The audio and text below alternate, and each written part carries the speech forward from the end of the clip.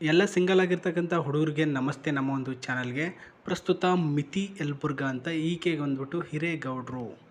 So ಗೌಡ್ರ ಮನೆತನದಿಂದ ಬೆಳೆದಿರ್ತಕ್ಕಂಥ ಹುಡುಗಿ ಇವಳು. ಈಕೆಗೆ ಮದುವೆ ಆಗೋದಕ್ಕೆ ಒಬ್ಬ ಹುಡುಗನ ಅವಶ್ಯಕತೆ ಇದೆ.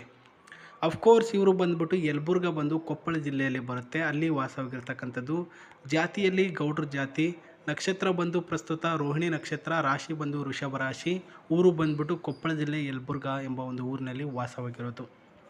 ಪ್ರತಿಯೊಂದು ಮಾಹಿತಿ ತೋರಿಸ್ತೀವಿ ನಾವು, ಸುಮ್ಮನೆ ಗೊಳ್ಳು ಪಿಳ್ಳು ಅಂತ ಹೇಳಲ್ಲ. ರಾಶಿ ಎಲ್ಲನೂ ಕೂಡ ಇಷ್ಟ ಆಗಿದ್ದರೆ ಮಾತ್ರ ಮುಂದುವರೆದು ನೋಡಿ ನೀವು. ಒಂದು ಖಾಸಗಿ ಕಂಪನಿಯಲ್ಲಿ ಉದ್ಯೋಗ ಸಹ ಮಾಡ್ತಕ್ಕಂಥದ್ದು ಈಕೆ. ಕೃಷಿ ಉಪಕರಣ ಮಾರಾಟ ಕೇಂದ್ರದಲ್ಲಿ ಉದ್ಯೋಗಿ ಸಹಾಯಕಿಯಾಗಿ ಕೆಲಸ ಮಾಡ್ತಾ ಇದ್ದಾರೆ ಈ ಒಂದು ಮಿತಾ ಯಲಬುರ್ಗಾ ಅವರು. ಅಪ್ಪಟ ಸ್ವಭಾವ ಬಂದ್ಬಿಟ್ಟು ಜವಾಬ್ದಾರಿಯುತ ಸ್ಥಾನ, ಶಾಂತ ರೀತಿಯ ವರ್ತನೆ, ಗ್ರಾಮೀಣ ಪ್ರದೇಶದಲ್ಲಿ ಬದುಕೋಕೆ ಇಷ್ಟಪಡುವಂಥ ಒಬ್ಬ ಹುಡುಗಿ. ಸೊ ಯಲಬುರ್ಗಾ ಬಂದ್ಬಿಟ್ಟು ಪ್ರಸ್ತುತ ಒಂದು ಹಳ್ಳಿಯ ವಾತಾವರಣ ಇರ್ತಕ್ಕಂಥ ಊರಾಗಿದ್ದು, ಅಲ್ಲಿ ಗ್ರಾಮೀಣ ಪ್ರದೇಶ ಜನ ವಾಸ ಇರೋದು ಸ್ವಲ್ಪ ಜಾಸ್ತಿ. ಹಾಗಾಗಿ ಅಲ್ಲೇ ಬೆಳಿಬೇಕು ಅನ್ನೋ ಒಂದು ನಿರ್ಧಾರ. ಕುಟುಂಬದಲ್ಲಿ ತಂದೆಯವರು ಕೃಷಿಕರು, ತಾಯಿಯವರು ಗೃಹಿಣಿಯರು, ತಮ್ಮನವರು ಒಬ್ಬ ITI ಓದ್ತಾ ಇದ್ದಾನೆ, ಅವನಿಗೆ ಕೆಲಸ ಕೂಡ ಸಿಗುತ್ತೆ. ಬಟ್ ನನ್ನ ಒಂದು ಕೆಲಸ, ನೀವೇ ನನಗೆ ಯಜಮಾನನಾಗಿ ಇರೋದಕ್ಕೆ ಒಬ್ಬ ಹುಡುಗ ಬೇಕಾಗಿದ್ದಾರೆ. ಬಟ್ ಮಿತಿ ಅವರಿಗೆ, ಗೌಡ್ರಿಗೆ ಯಾವ ರೀತಿಯ ಹುಡುಗನ ಅವಶ್ಯಕತೆ ಇದೆ ಅನ್ನೋದು ಮ್ಯಾಟ್ರ್ ಆಗುತ್ತೆ ಅಲ್ವಾ. ಯಾಕಂದರೆ ಒಂದು ಹುಡುಗಿಗೆ ಸ್ವಲ್ಪ ನಮ್ಮ ಹತ್ರ ಬ್ರೋಕರ್ ಅವ್ರ ಹತ್ರ ಕಳಿಸಿರೋದೇನೆಂದರೆ ಇದೇ ರೀತಿ ಇರಬೇಕು ಅಂತ ಡಿಮ್ಯಾಂಡ್ ಇದೆ ಅಂತೆ. ಯಾವ ಮಟ್ಟದಲ್ಲಿ ಇದೆ ಡಿಮ್ಯಾಂಡ್ ಅಂದರೆ ಇಲ್ಲಿ ನೋಡೋಣ. ಒಂದನೇದು, ಒಳ್ಳೆತನ ಕಳೆಯುವ ಸಂಗಾತಿ ಅಂದರೆ ಗಂಡ. ಒಂಟಿಯಾಗಿದ್ದಾಳೆ ಇವಳು, ಅವಳ ಜೊತೆ ನಾನು ಫೀಲ್ ಬರದಂತೆ ಯಾವಾಗಲೂ ಕೂಡ ಸಂಪರ್ಕದಲ್ಲಿ ಇರಬೇಕು ಅಂತ ಕಾಯ್ಕೊಂಡಿರಬೇಕು.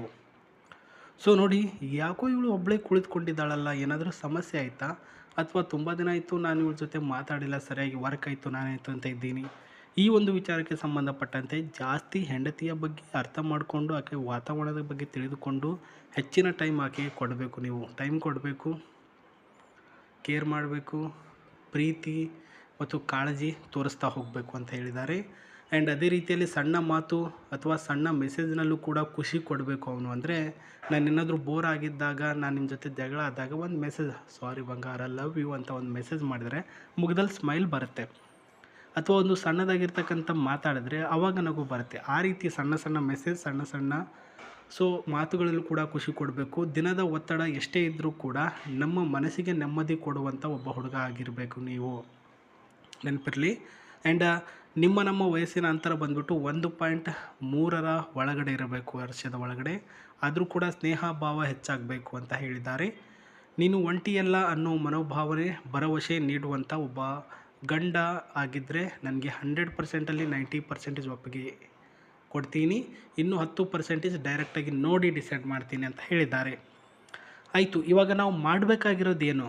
ನೀವು ಮಾಡಬೇಕಾಗಿರೋದು ಸಿಂಪಲ್. ವಿಡಿಯೋದ ಕೆಳಗಡೆ ಅಂದರೆ ಡಿಸ್ಕ್ರಿಪ್ಷನಲ್ಲಿ ಈ ಒಂದು ಪ್ರೊಫೈಲ್ ನನಗೆ ಕಳಿಸಿರ್ತಕ್ಕಂಥ ಬ್ರೋಕರ್ ಅವರ Gmail ID ನಾನು ಕೊಟ್ಟಿರ್ತೀನಿ ನಿಮಗೆ, ಆಯಿತಾ?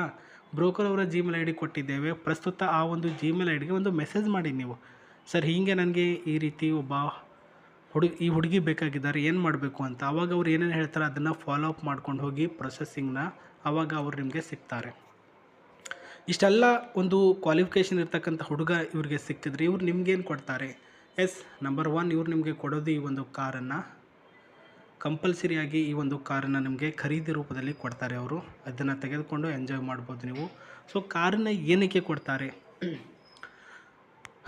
ಇದು 2026ನೇ ಯುಗ ಆಗಿದ್ದರೂ ಕೂಡ ಒಂದು ವರದಕ್ಷಿಣೆ, ವರೋಪಚಾರ ಮತ್ತು ಡೌರಿ ಅಂತ ಏನು ಕರಿತೀವಿ, ಆ ಒಂದು ವಿಷಯಗಳಿಗೆ ಸಂಬಂಧಪಟ್ಟಂತೆ ಹುಡುಗಿಯರು ಎಲ್ಲ ರೀತಿಯಲ್ಲಿ ಯೋಚನೆ ಮಾಡ್ತಾರೆ.